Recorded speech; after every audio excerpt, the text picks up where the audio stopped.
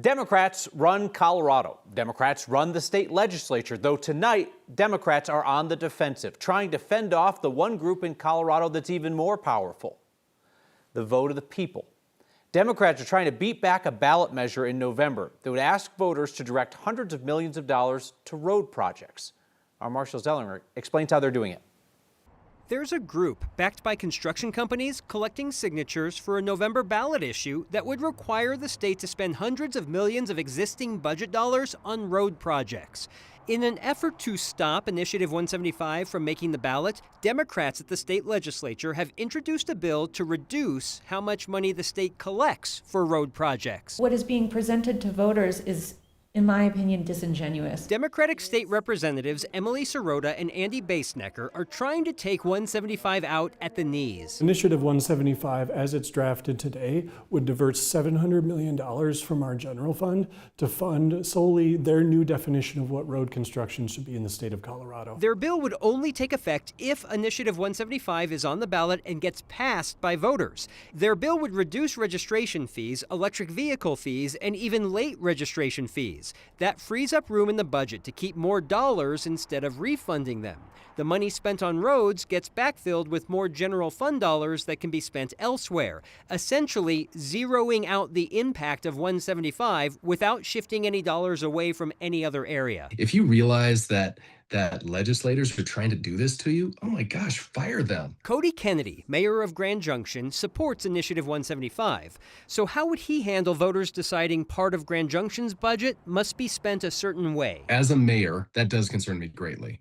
But as a voter, that would also concern me. Because it's the will of the voters that we should be paying attention to. Because 175 does not generate any new state funding, voters would be telling lawmakers to spend $700 or so million on road projects, regardless of the needs elsewhere in the budget. Democrats at the legislature say that's the wrong way to budget. That assumes that there's $700 million sitting out there that is somehow not needed for other services. Yeah, you can kind of call this blackmail. If the people behind 175 make it go away, this bill goes away. The ballot issue basically says all fees and taxes for vehicle or fuel purposes are going to be for roads. Some of that money right now goes to transit, bike paths, EV charging stations. This ballot issue would essentially say all that money goes to road projects instead.